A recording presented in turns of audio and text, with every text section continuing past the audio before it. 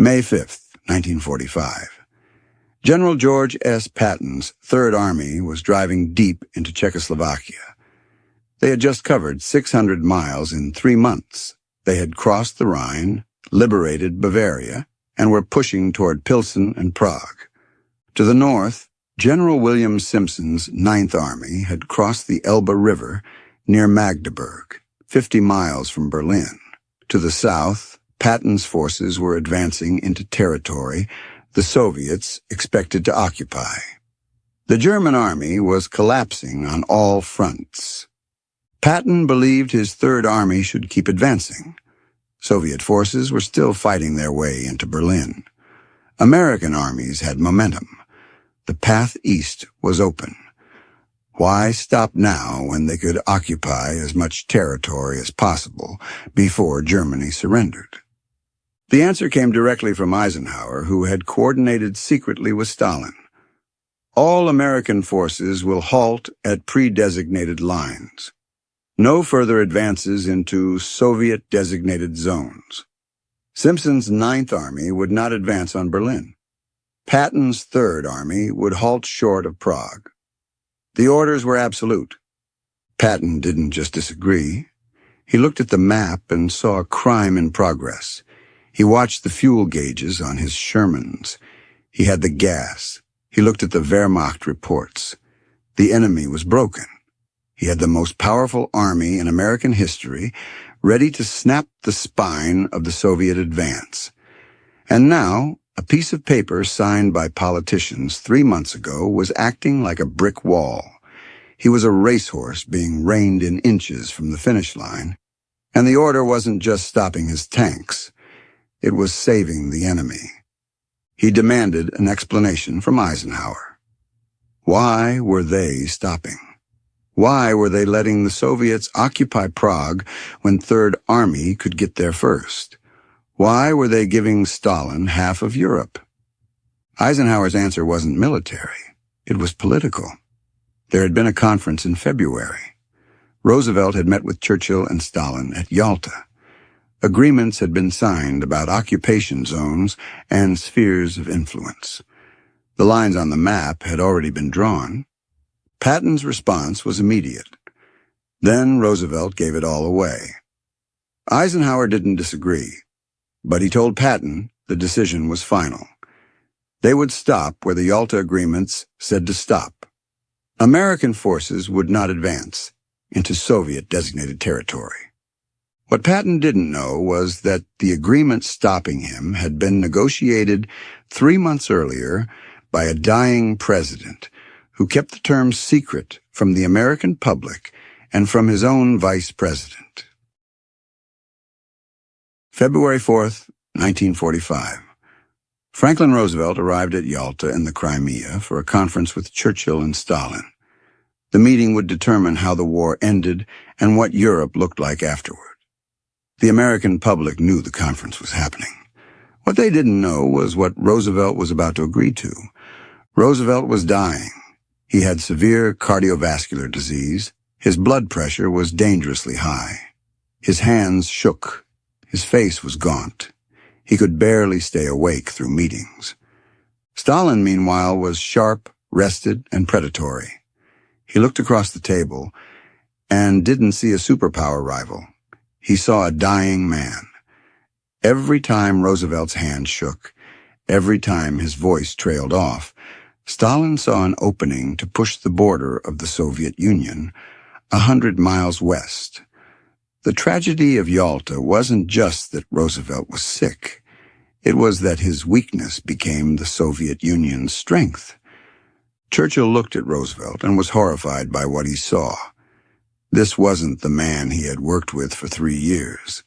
This was someone who should have been in a hospital, not negotiating the future of the world with Stalin. But Roosevelt insisted on conducting the negotiations personally. He sidelined his own State Department. He ignored Churchill's warnings about Soviet intentions. He believed he could charm Stalin into cooperation. The conference lasted 8 days.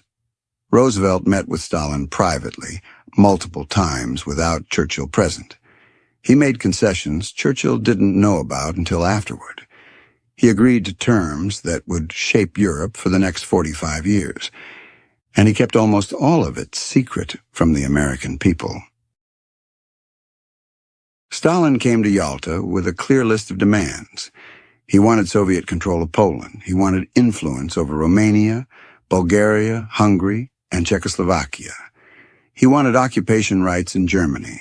He wanted everything the Red Army was currently standing on to remain under Soviet authority. Churchill objected immediately.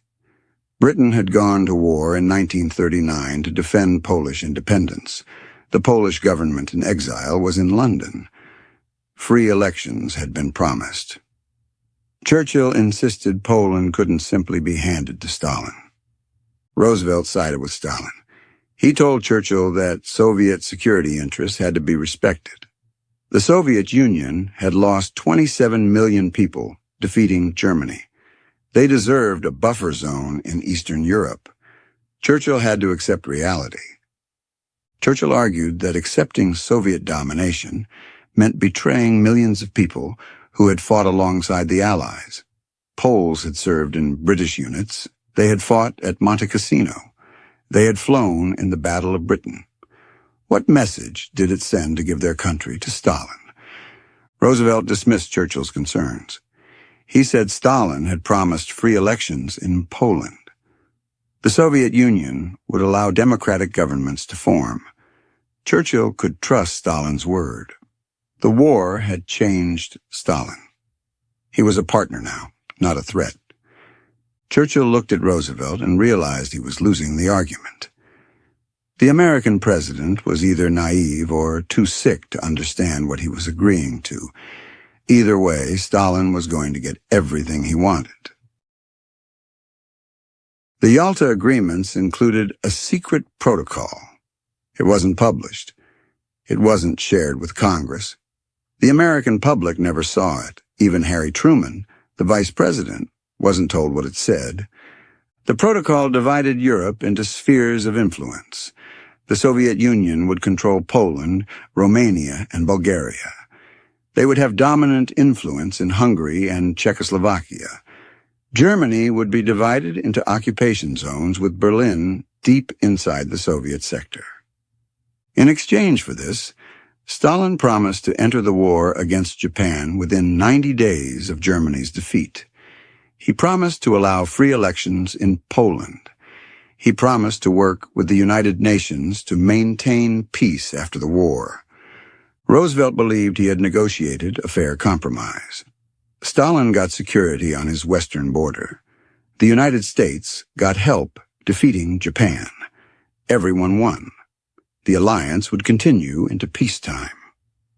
Churchill knew better. He had dealt with Stalin since 1941. He knew Stalin's promises meant nothing.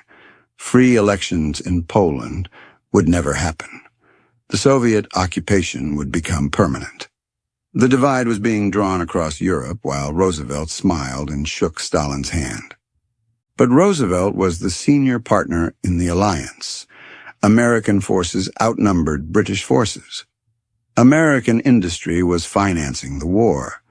Roosevelt made the decisions. Churchill could object, but he couldn't stop what was happening. The conference ended on February 11th, 1945. The Big Three signed the Yalta Accords. Stalin returned to Moscow having won everything he wanted.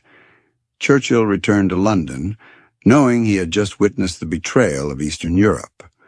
Roosevelt returned to Washington and told the American public that Yalta had been a great success. Roosevelt addressed Congress on March 1, 1945, to report on the Yalta Conference. He sat in a chair to deliver the speech. He couldn't stand for long periods anymore. His voice was weak. He stumbled over words. He told Congress that Yalta had achieved a new framework for peace. The Soviet Union had committed to free elections in Poland. Germany would be demilitarized and democratized. The United Nations would prevent future wars. It was a triumph of diplomacy. He didn't mention the secret protocol dividing Europe into spheres of influence. He didn't mention that Poland's borders had been redrawn, giving Stalin Ukrainian and Belarusian territory. Reporters asked about the specifics of the agreement. Roosevelt deflected. He said details were still being worked out. He said Stalin had been reasonable and cooperative. He said Churchill had supported everything. The important thing was that the alliance held together. Congressional leaders accepted Roosevelt's explanation. They trusted his judgment. He had led the country through the Depression and through the war. If he said Yalta was a success, it must be true. But Roosevelt knew the truth. He knew Stalin wasn't going to allow free elections. He knew the Soviet occupation would be permanent. He knew he had given away Eastern Europe to maintain an alliance that would dissolve the moment Germany surrendered. And he knew he was dying. Within weeks, maybe days, he would never have to defend what he had done. That burden would fall to whoever came next. 36 days after Roosevelt lied to Congress about Yalta, he was dead. On April 12, 1945, Franklin Roosevelt suffered a massive cerebral hemorrhage at his retreat in Warm Springs, Georgia. He died at 3:35 p.m. Vice President Harry Truman was drinking bourbon with House Speaker Sam Rayburn when the call came.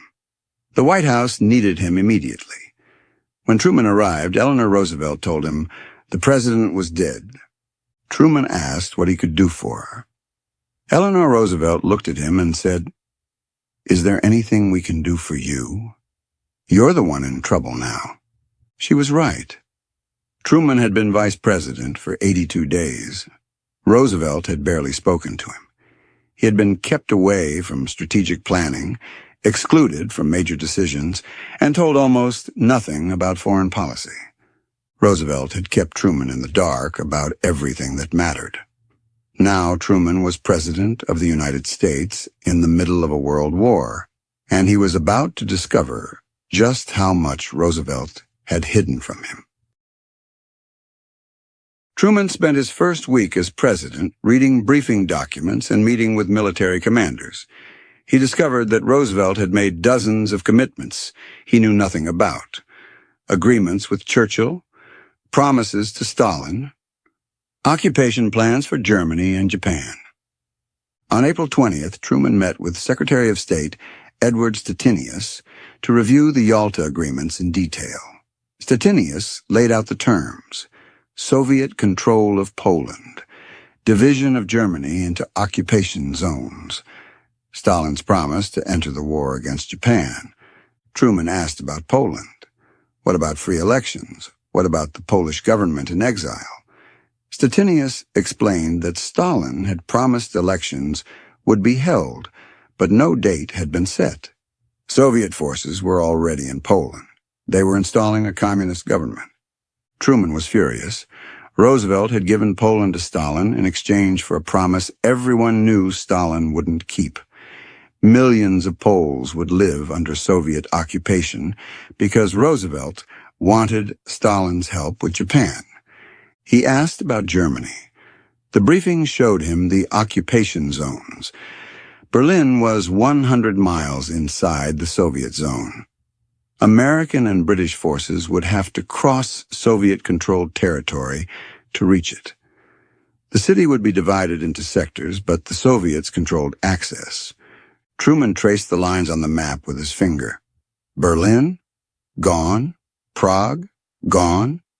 Vienna, deep inside the red zone. The lines didn't just represent territory. They represented the prison walls for millions of people.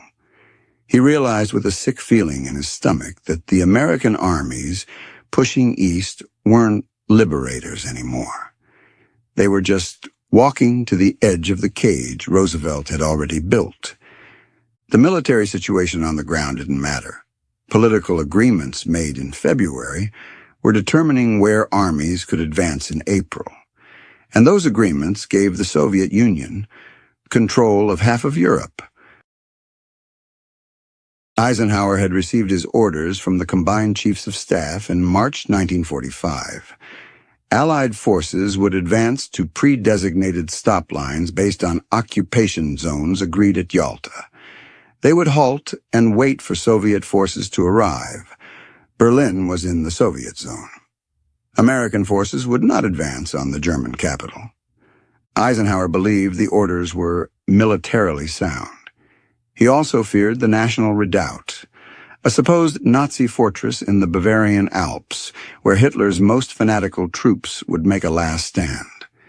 Intelligence reports suggested the Germans were preparing for prolonged resistance in mountain strongholds. Because of this supposed fortress, Eisenhower turned Patton's Third Army south instead of letting him drive east to Prague. The National Redoubt proved to be a myth.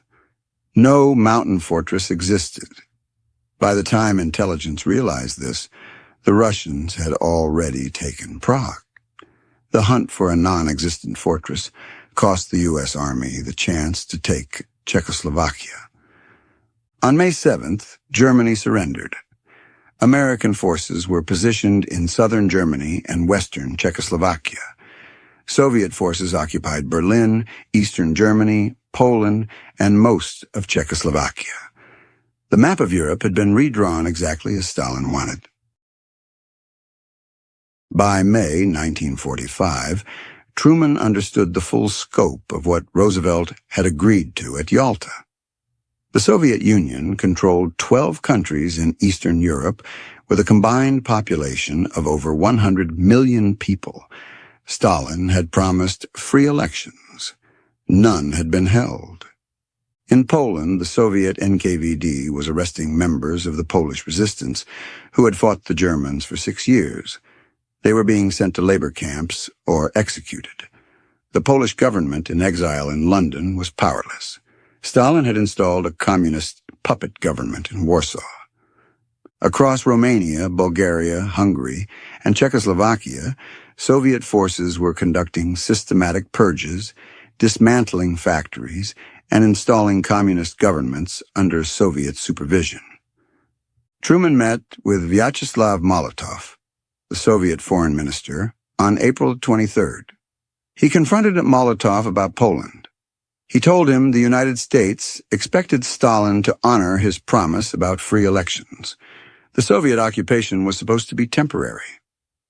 Molotov was shocked by Truman's tone. Roosevelt had never spoken to him this way. Truman didn't care. He told Molotov that the United States would not accept permanent Soviet control of Eastern Europe. Agreements had to be honored. Molotov reported back to Stalin that the new American president was hostile and confrontational. Stalin interpreted this as evidence that the wartime alliance was ending. He accelerated the consolidation of Soviet control in occupied territories. Truman realized he was trapped by Roosevelt's legacy. The Yalta agreements had given Stalin everything he wanted.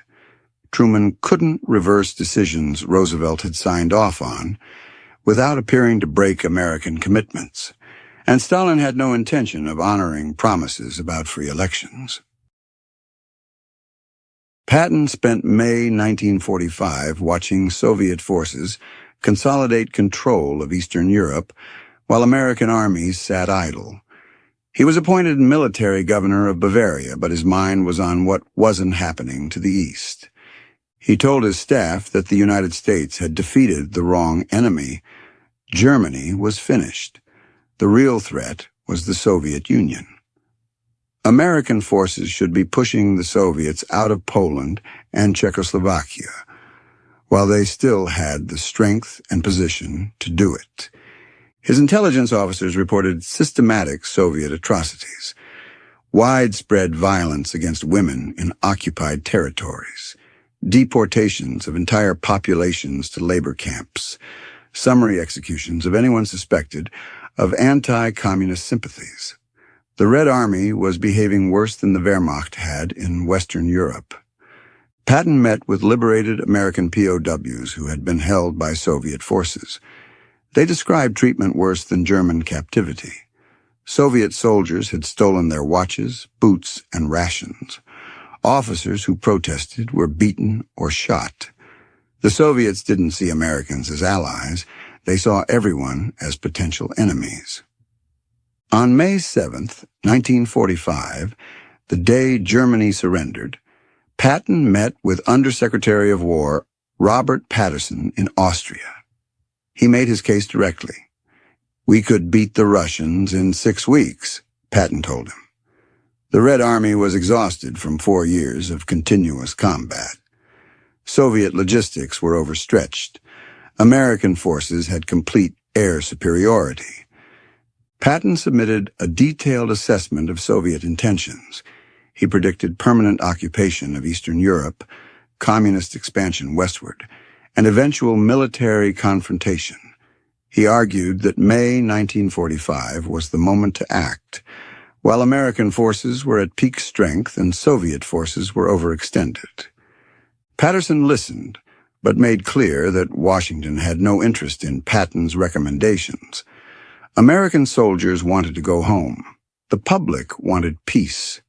Congress was demanding rapid demobilization. Patton's aggressive rhetoric was politically impossible. Patton believed he was being punished for telling the truth. The Yalta agreements had tied American hands. Roosevelt's naive trust in Stalin had given away half of Europe. And now Patton was supposed to sit quietly while Soviet communism spread across the continent. Churchill had been warning about Soviet intentions since the Yalta Conference ended. In March 1945, he sent a telegram to Roosevelt saying, "Soviet Russia has become a mortal danger to the free world." Roosevelt had dismissed Churchill's concerns. After Roosevelt died, Churchill sent an urgent telegram to Truman on May 12, 1945, just days after Germany surrendered. "An iron curtain is drawn down upon their front," Churchill wrote. "We do not know what is going on behind it." This was the phrase that would define the Cold War.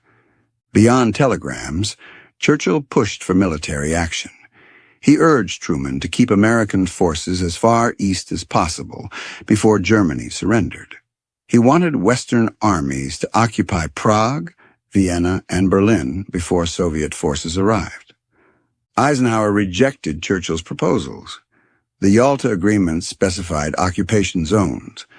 American forces would not advance into territory designated for Soviet occupation. Political commitments had to be honored.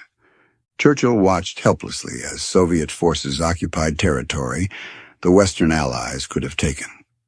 Prague fell to the Red Army when American forces were 50 miles away and could have reached it first. Vienna was occupied by Soviets, despite British forces being in position to advance. In May 1945, Churchill ordered the British Chiefs of Staff to prepare Operation Unthinkable. It was a military plan to push Soviet forces out of Poland using American, British, and rearmed German units fighting together. The plan assumed immediate offensive action, while Western armies were still mobilized. The British chiefs analyzed the plan and concluded it was militarily feasible if launched immediately.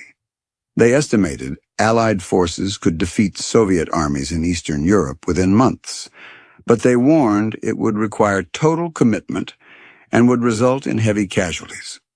Churchill sent the plan to Truman. Truman rejected it immediately. The American public would never accept attacking the Soviet Union. The war in Europe had just ended. Nobody wanted to start another war immediately.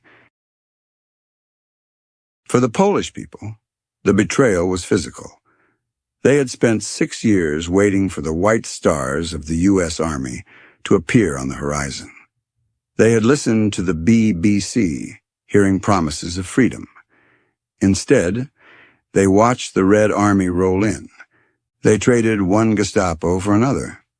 The uniforms changed from gray to green, but the midnight knocks on the door remained exactly the same. Poland lost 6 million people during World War II, nearly 20% of its pre-war population. Polish forces had fought alongside the Allies from the first day of the war to the last. They expected liberation, Instead, they got a new occupation. The Soviet NKVD arrested over 50,000 members of the Polish Home Army between 1944 and 1946. These were resistance fighters who had battled the Germans for 6 years. Stalin considered them enemies because they were loyal to the Polish government in exile, not to his puppet regime in Warsaw. Czechoslovakia had been betrayed once before at Munich in 1938 when Britain and France gave the Sudetenland to Hitler. In 1945, they were betrayed again, despite having fought with the Allies. Despite being a democracy before the war, Czechoslovakia fell under Soviet domination. By 1948, communist parties controlled every government in Soviet-occupied Europe. Free elections had never been held. Opposition parties were banned. Anti-communists were in prison or dead. The Iron Curtain was permanent. The total population under Soviet control by 1950 was over 100 million people in Eastern Europe alone. They would remain under communist dictatorships for 45 years. Millions would be imprisoned, tortured, or killed for opposing the regimes Stalin installed. And it all traced back to February 1945, when a dying American president agreed to Soviet control in exchange for promises he knew wouldn't be kept. Patton's warnings about the Soviet threat made headlines in June 1945. He told reporters that the United States should maintain a strong military presence in Europe to counter Soviet expansion. He suggested rearming German units to help defend against communism. The American press was horrified.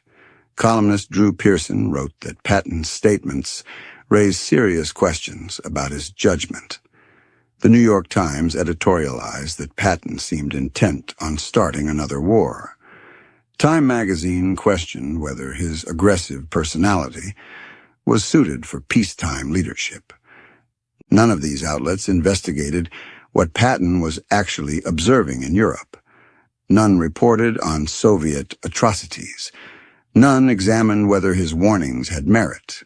The narrative was set. Patton was a warmonger who couldn't adjust to peace. By August 1945, Washington was receiving pressure to remove Patton from command. He had angered the press with his denazification comments. He made a career-ending error. He told reporters that, in his view, the Nazi Party was just like the Democrats and Republicans, merely a political party that had lost. The press crucified him. The statement was tone-deaf, but it gave Eisenhower political cover for what everyone knew was really happening. Patton wouldn't stop warning about the Soviets. That was the real problem. His comments embarrassed an administration trying to maintain the wartime alliance with Stalin. Truman wanted cooperation with the Soviet Union, not confrontation. On September 28, 1945, Eisenhower relieved Patton of command of Third Army. The official reason was his denazification comments. Everyone understood the real reason. Patton had become politically toxic because he told uncomfortable truths about Soviet intentions. On December 9, 1945, Patton was critically injured in a car accident near Mannheim, Germany. His staff car collided with an army truck. He suffered severe spinal injuries that left him paralyzed from the neck down. He died on December 21st, 1945, 12 days after the accident. He was 60 years old. He never lived to see the complete vindication of his warnings about Soviet intentions. The car accident didn't just kill a general. It silenced the loudest warning siren in the West. With Patton gone, it became much easier for Washington to pretend the Soviet Union was still an ally. There was no one left with the stars, the stature, and the fearlessness to stand up and say, "We made a mistake." Everything Patton predicted came true. By 1946, Soviet forces had consolidated control over Poland East Germany, Czechoslovakia, Hungary, Romania, and Bulgaria. Free elections promised at Yalta never happened. In 1948, a communist coup overthrew the democratic government in Czechoslovakia. Foreign Minister Jan Masaryk was found dead in his pajamas under his bathroom window. The communist authorities claimed he jumped. The rest of the world knew he was pushed. The pattern repeated across Eastern Europe. Soviet occupation became permanent communist dictatorship. The Iron Curtain Churchill warned about in 1945 became the defining feature of European politics for 45 years. The Cold War that Patton wanted to prevent lasted until 1991. It cost trillions of dollars and killed millions in proxy wars across Asia, Africa, and Latin America. Between 1945 and 1989, communist regimes in Eastern Europe killed approximately 1 million people. Millions more were imprisoned, tortured, or forced into exile. The human cost of the Yalta agreements was measured in generations of oppression. Whether attacking the Soviet Union in May 1945 would have prevented this outcome is unknowable. Whether it was militarily possible is debatable. But that Patton correctly identified the threat before most American leaders would acknowledge it is undeniable.